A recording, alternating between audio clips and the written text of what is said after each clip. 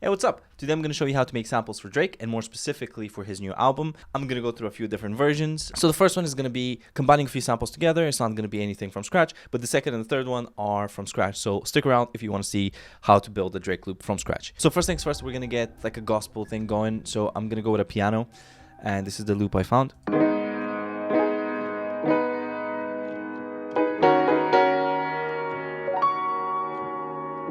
On top of that, we're also going to get a gospel choir, so something like this. Lord, please deliver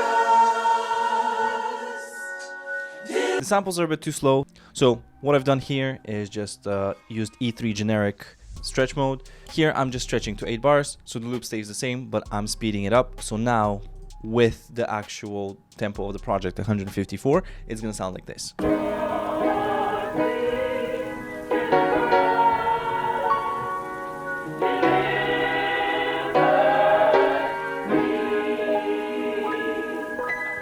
And although the choir sample is really gorgeous, I'm just going to use the second half of it. So I'm using the intro as it is, and then after that, I'm only using this part.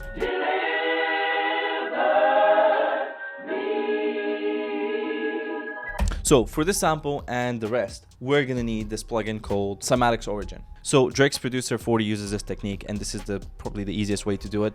It's a free plugin, and the way this works is reduces the sample rate rather than just cutting off the highs, and it gives you a different sound. So here I'm reducing the sample rate to 11K, so this is how it sounds without the effects.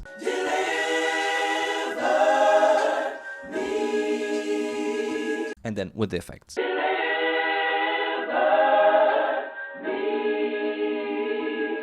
All I'm gonna do is just add some simple drums.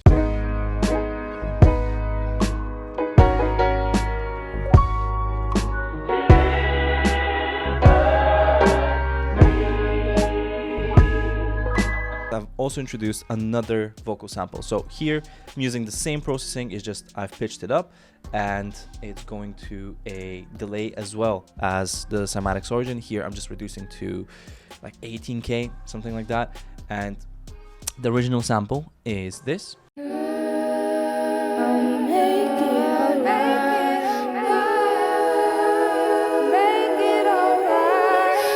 And then with the effects and the processing, and only using the first part, so it's gonna sound something like this.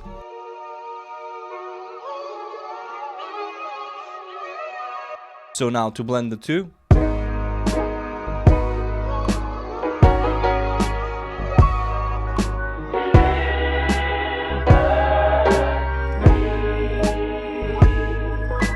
And then just to fill some space, I've used this elementary school kids playground ambience. There you go. But the only thing I've done is I've sidechained it to the actual drums so that it doesn't actually hit anytime there's drums, basically.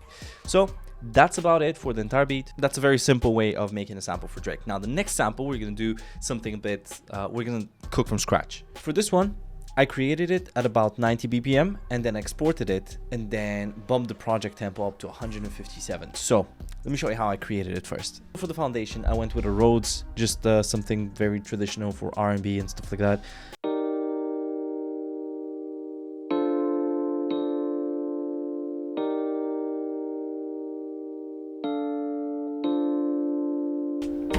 Okay, and then we layer a synth over these chords just to make it a bit more interesting. And this one is from Melancholic Labs, and it's called Advantage of Weakness.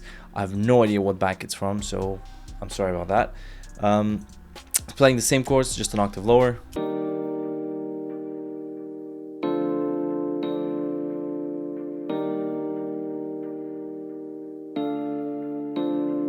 We add the basses. So the first bass, it's a traditional just Moog/Reese bass, and it goes something like this.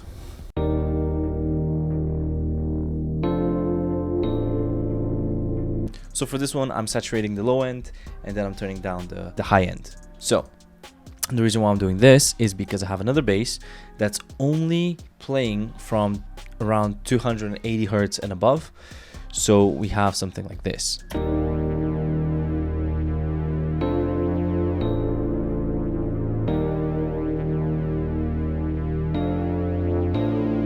and all they're playing is the root note of the chord. After that, we lay down a simple melody, and calling it a melody is pretty generous, but here's what I mean. It's literally 2 notes, and it's the preset called D-Tuner. It adds so much atmosphere, but it's literally just 2 notes, and it's an A sharp and a D sharp.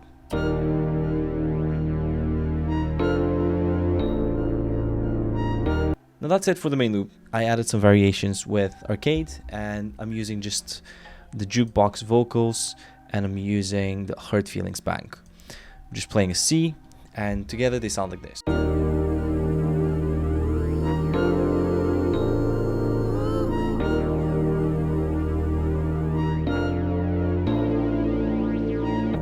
Cool, I exported it, then I time stretched it to 8 bars using the E3 generic stretch mode, and then I pitch shifted it down 5 semitones. And then the final thing I did is bump up the project tempo to 157.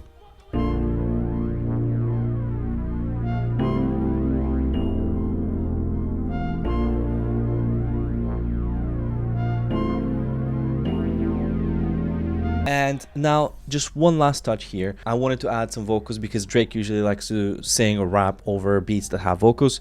And I got the acapella from Anti-Hero by Taylor Swift, and then I just chopped it a bit, and you see what I mean. In terms of processing, I pitched it up to match the key of the song, and then I just half-timed it, and I added some reverb.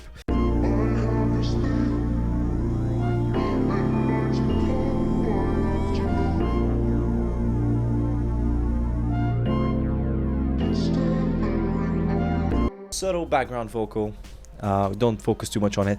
And then finally I got another part of the acapella, and I reversed it. This time I pitched it up an octave, and in terms of processing, still halftime, still Valhalla vintage verb, and then it's literally just this bit here.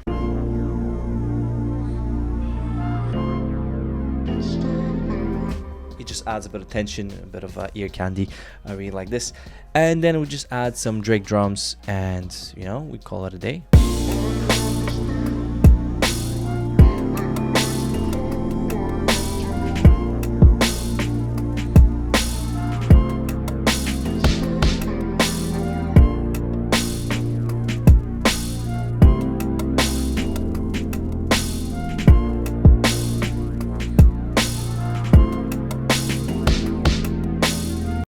This one is a similar process to the previous one, where I just created it first, then bounced it, and then I actually processed it.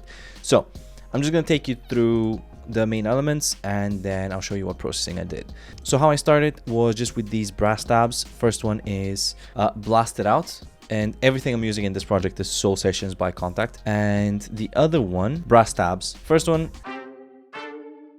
kind of goofy sounding. Then we add another brass, copies the exact same notes, copies the same positioning,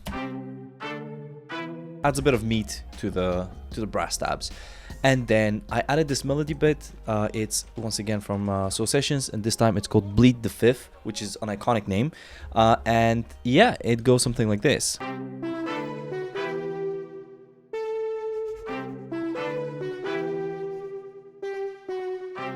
Okay, that kind of gives it some shape. The last main bit of this loop is a Hammond. So it's kind of like an organ.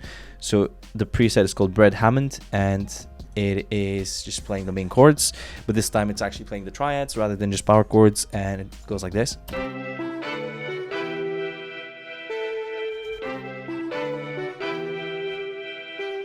Okay, so the last thing I added, and that's more of an ear candy element, is the pad. So it's called Birth and Rainbows. It's just playing the first chord.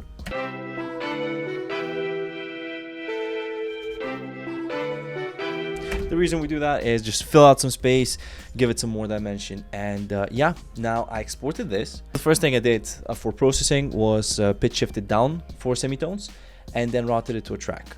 So the first effect is thermal, and we're using wide overdrive. Give it some dimension. I turned down the output a bit because it was too loud, and then I routed it to shaper box, and I'm using a sidechain preset here, and I'm just turning down the mix, so I don't want it to fully sidechain, but I do want that swirling effect.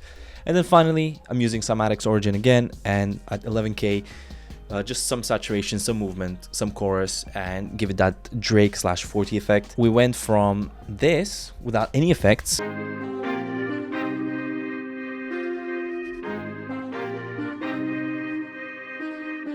okay, which is pretty cool. But with the effects and everything, we're gonna go something like this.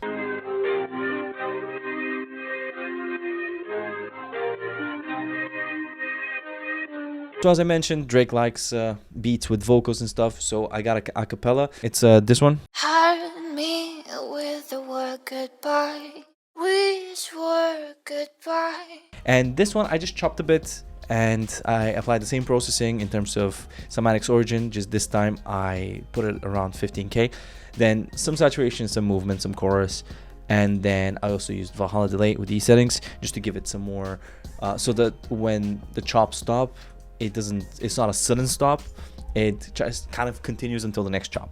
And I'll show you what I mean. So with the vocal, now it's gonna sound something like this.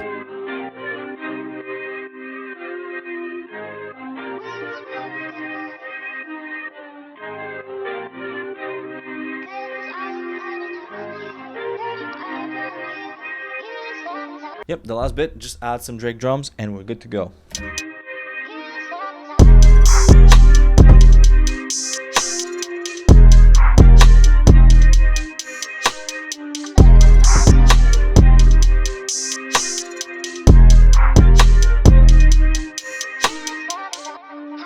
So that's pretty much it for creating samples for Drake. I hope you guys took away a few things from the video.